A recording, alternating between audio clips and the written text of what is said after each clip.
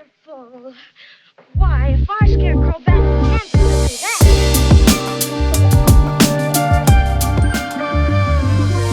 A while back ago, I posted a video explaining how to do that 3-strip Technicolor look. And while it was accurate, like down to the science, the problem was it's very complicated to create and it was very complicated for you guys to understand. So I'm going back into this look and I'm going to show you guys a simpler and faster way. Let's get started. All right, we are in DaVinci Resolve 20 and we're going to go to our settings. And underneath our color management tab, we want to make sure our color science is set to DaVinci YRGB, our timeline color space, DaVinci wide gamut intermediate, and our output color space is Rec 709 Gamma 2.4. All we're going to do here now is press cancel, or if you guys had to do this, press save. And for our first node here, we're going to create a noise reduction node. So we're just going to label this in R for noise reduction. I don't know if we're going to need it, but it's there just for a safety net. And we're going to open up another image and we're going to do that by clicking Option S.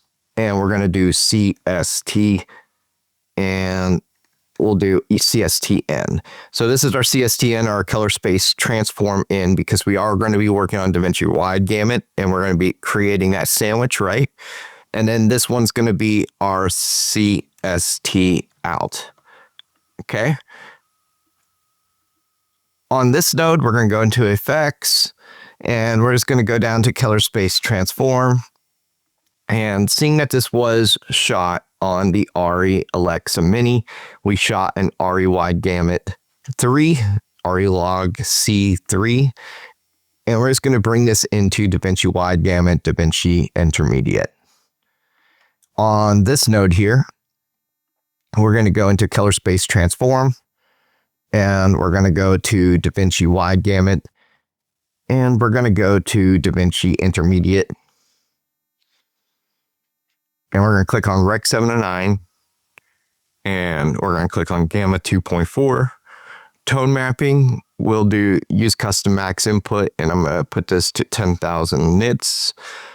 Close out our effects. Next node is going to be the most important node of every node on this tree. Do you guys know what it is? The primaries. This is your sweet spot. Your primaries are your main balance, okay? And this is the most important node to pay attention to.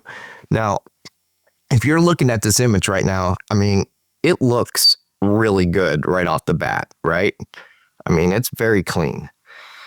But we can do better. We want to open up the image a lot more so we have a lot more room to work with. Like right here, I just want to get a little more detail here. This right here is gone, so I'm not going to be paying too much attention to that. And before we get started here, I want to right click on our primaries node and I want to go into our gamma and click on linear. Boom. This just allows me to have more flexibility. It's kind of like a cheat sheet. It's literally like working on a rock card on your camera. And this was shot in ProRes, so I do not have the raw flexibilities to actually work with. So this is kind of like a cheat.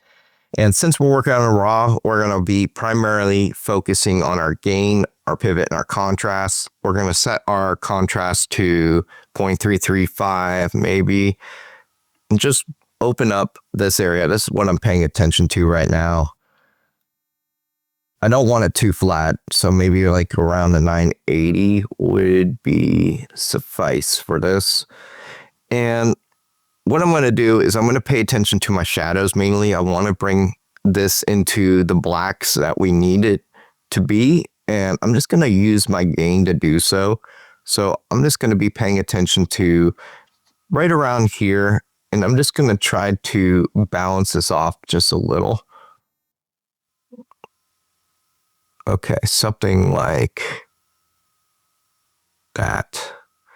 You know, just a little bit of cool off on the tones here. So it's not too warm, but I have a good neutral starting point. And for this node, we're going to label this basically our film look. And we're going to be using the film look creator for this. And the reason for this is that it has everything built in. We'll use halation, the bloom, and the grain, and we will get to that node at the end of everything, okay? So we're not really going to be paying attention too much to this, but we are going to click on clean slate because I want to clean work off on this. I don't want anything applied to it. And we're going to create a new node, and on this node, this is going to be our red. And I'm just going to reattach this stuff because sometimes my keyboard doesn't like me. And we're going to create another node. And we're going to put it down here. And this one is going to be for our green channel. Okay. And then we're going to create one more node. And disconnect it, connect it right here. And this is going to be our blue channel. Now, the thing with Technicolor, you know, there's a subtraction and there's an addition process happening, right? We're creating the red, green, blue, but then they subtract it and create that cyan, magenta, and yellow. And then they add it back in. So we're recreating that simply by going in here. And we're going to right click, go to composite mode and click subtract. Okay. And then we're going to do that with all these nodes. Bear with me on this. Okay. On our red channel, what we're going to do is we're going to go into our RGB mixer and we're just going to go 0, 0, preserve luminance off. And that's going to create our cyan. On our green channel, we're going to do the same. Preserve luminance off. And look at this. It's already getting me the cyan, the magenta. Now we're getting the yellow here. So we're going to go 0, 0. And we're going to leave this one to our blue and uncheck to preserve luminance. Can't get that word out. Now look what we got. Red, green, blue, which is now cyan, magenta, yellow. Awesome, right? So our next nodes here, this is going to be our corrector nodes. I want you guys to think of this as your film lab, okay? So we just got done shooting whatever on film strips using a beam splitter camera. And if you guys don't know what a beam splitter camera is, it literally has a prism and it has 3 strips of like filters on it, red, green, and blue. And when you go into the lab, they subtract that with dye processes and get that cyan, magenta, and yellow from it. So now we're in the print stage of creating our Technicolor look. So this is our corrector for red, and then vice versa. So we got this for our green, and then we got this for our blue. Okay. And again, this thing screwed up. I think it's a glitch in DaVinci Resolve 20. I got to research it more, but sometimes it just messes up my labels and it just screws everything up. And I do not like that. On our next node here, we're going to go ahead and right click and we're going to add a node layer mixer. Okay. And on this, what we're going to do is we're going to set our composite mode to add, because we subtracted our red, green, blue. Now we need to add all of them and combine them together to create the Technicolor look. All right. So we're going to go ahead and connect this and right here and then right here. Now, this is extremely bright. It's extremely overexposed. You guys got to think about this though. Back in the day when they were creating the Technicolor look on the beam splitter camera, they had to use a lot of light. And I mean a ton of light. Just because they were shooting through these red, green, blue filters. But we can correct this, okay? And this is where the print process actually comes into play. And you might think that, oh my gosh, it is clipped to hell. We'll get this corrected. So what we're going to do here is this is our balance and our look adjustment. Okay. And on this, we're going to right click again, and we're going to go to not composite. We're going to go to gamma and go to linear.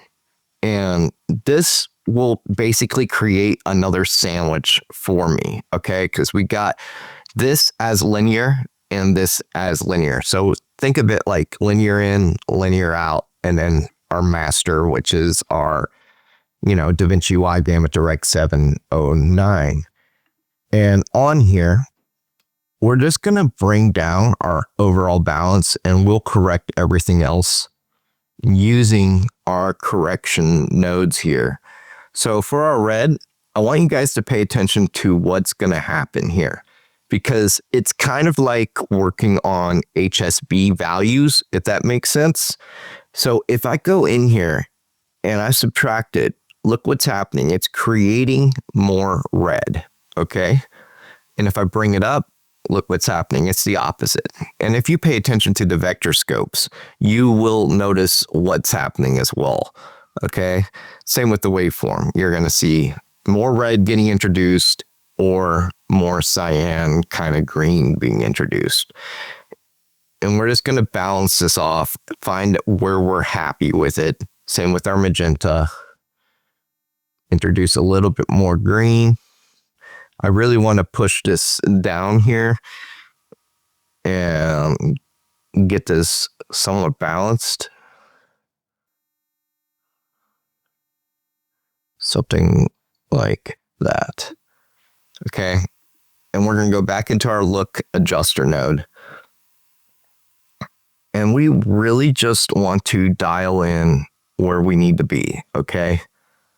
Something like this. And it is a little bit on the red side. This is where, you play that game, that balancing game, and you find where you need to be. And in fact, let's go ahead and bring in an image, and we're going to go ahead and use the Wizard of Oz. And for this look, what we're going to do is I'm going to give you guys a little cheat code to help you guys get started on finding great looks to work with. We're going to go ahead and come in here and do Shot Deck. This website is literally a godsend. I use this for all my color grading projects. I'm going to show you guys what this thing is. If you guys don't use Shot Deck, I really encourage you guys to do so. On here, they have high quality stills from actual movies. And these are great for different references. And you can use this not just for color grading, but also for mood boards and for, just giving you an idea of where you want your shot to live when you're going out to shoot. So it's got multi-purposes built in right here. And we're going to click on Wizard of Oz, and it's right here. In my DaVinci Resolve, I do already have one downloaded. I'm just going to see if there was anything else. And technically, I'm happy with the image that I have. But on here, what you're going to need to do is you open up this image, right? And you're going to right click and you're going to say save image. And then what you need to do is go into Photoshop and find where it's going to be living. So we're going to go ahead and click on this, put it into Photoshop, and we're going to click on export. And we're going to put this just to JPEG 7. And this just converts everything to sRGB correctly. So you're actually seeing the colors the way that they need to be seen. And then you're just going to click export. And then you can go into DaVinci Wide Gamut and go into your gallery stills, right click. And then all you have to do is click import. You find where the image is and you click import. Okay. And then right away, you're going to see these images. Now, what we'll do here is I'm going to create this. So we're going to click on this so we can see our values. And actually, let's just bring this over so we can assess where we're living at. And it looks like we are sitting right around 768 IRE. The blacks are lifted, which you know, you can see it's a very soft, subtle contrast, but the colors are popping. It just doesn't look like it. It's very subtle. What we'll do here is we'll go into Kazi charts underneath Kazi Toolkit. If you haven't gotten it, the link is in the description. I highly encourage you guys to invest just in this tool because this tool is a lifesaver. And we're going to go in here and I'm just going to show you guys the false color where we're sitting at. And the skin tone is lying where we need it to be. So we're going to go in here. And this actually just helps me get into that realm. So we're going to go select Eclipse. And I'm going to go ahead and click on this. Now, you guys do not need this if you don't have the money for it, but I want to highly encourage you to do so because this thing is a powerhouse and I use it for everything. We are extremely bright, as I expected it to be. We're going to readjust our pivot to really get into our realm here. We'll live it probably right around here.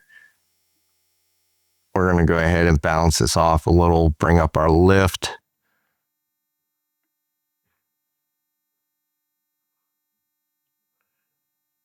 Something like that. Bring up our lift. And this is just getting me in the ballpark. As you can see, we're getting into a skin tone range and everything like that. Nothing is clipping. Everything is protected.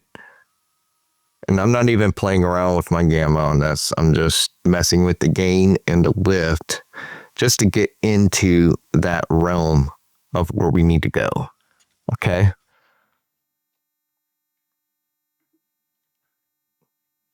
And if we click on this now, we're sitting in a lot of the red, right?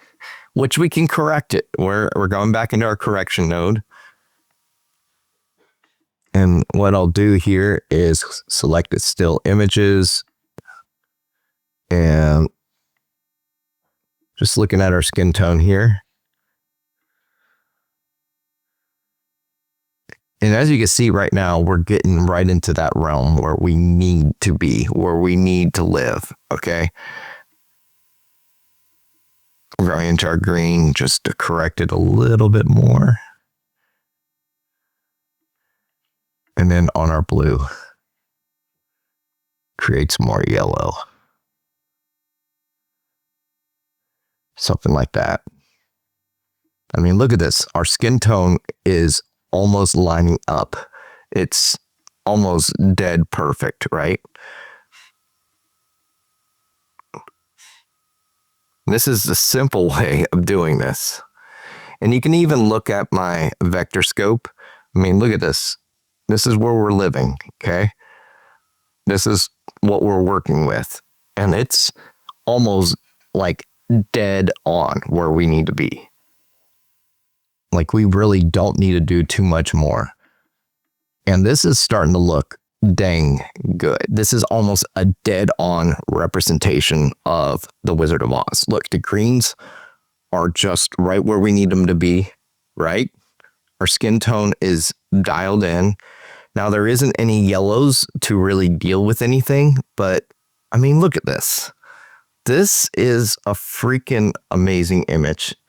Now we do have some noise happening right here. So what we'll do is we'll go into our noise reduction. And if you guys haven't downloaded DaVinci Resolve 20, like this thing here is the best way to add in DaVinci Resolve's noise reduction. It's just so clean. It's super clean. And it's the AI Ultra NR.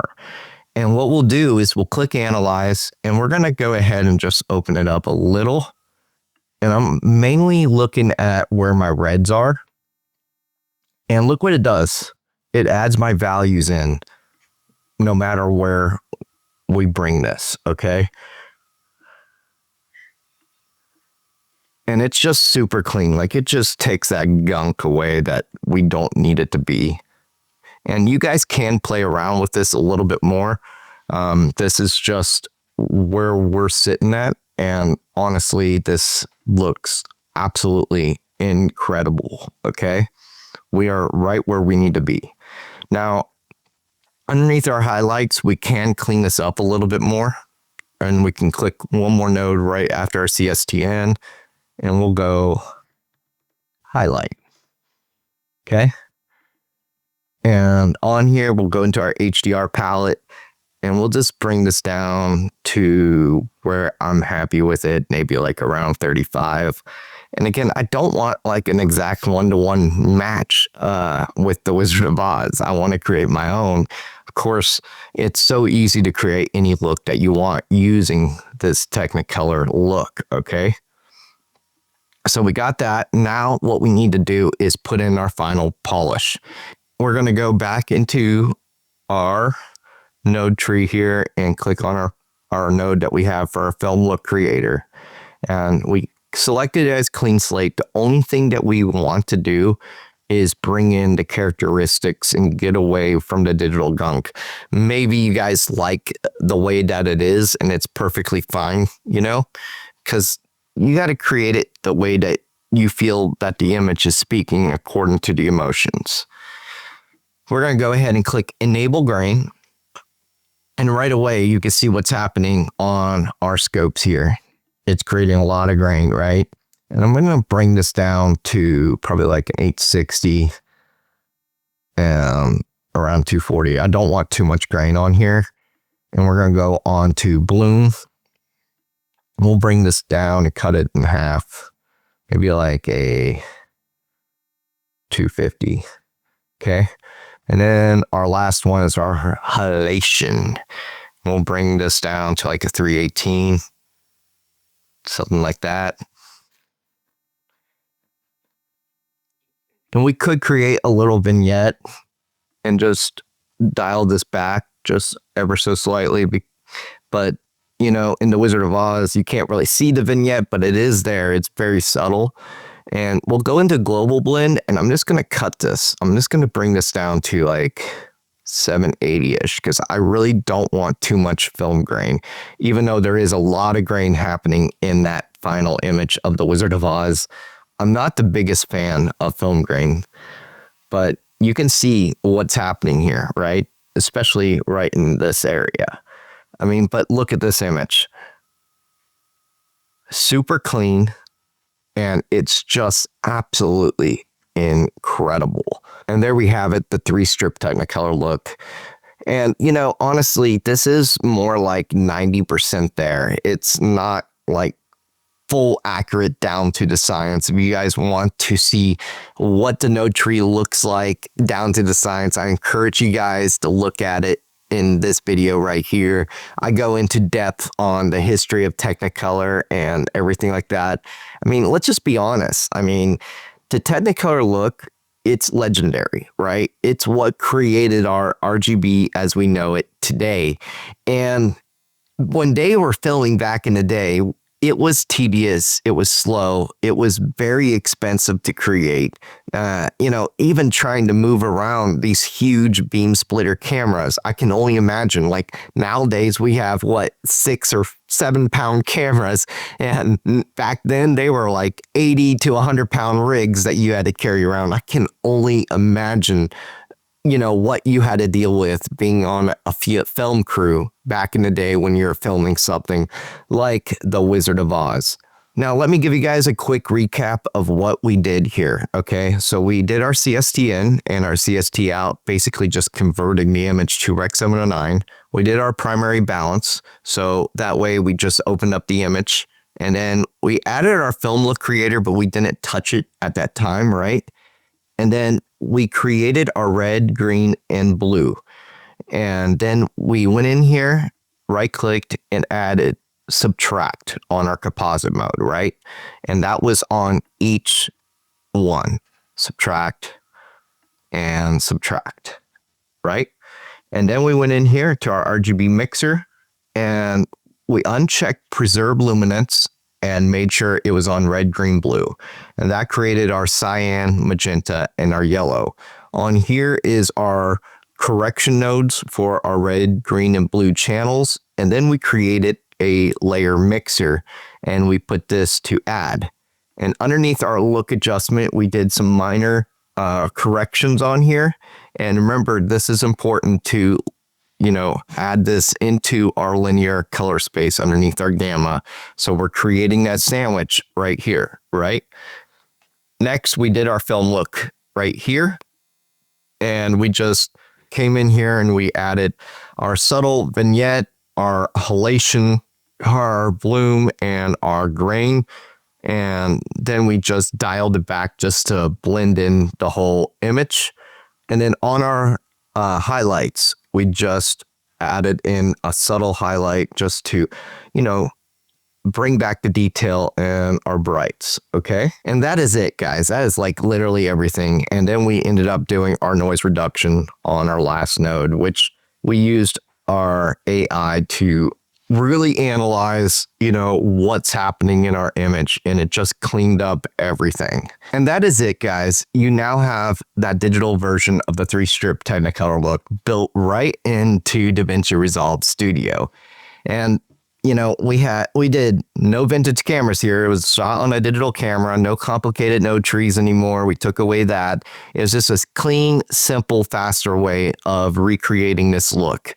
And it just gave us the bold, separated colors and that timeless visual essence that works for mainly any footage that you're working on. Now, if you guys want to understand the full original process, like how the dyes actually worked, etc., I break it all down in my deep dive video right here, and I'll see you guys in that video.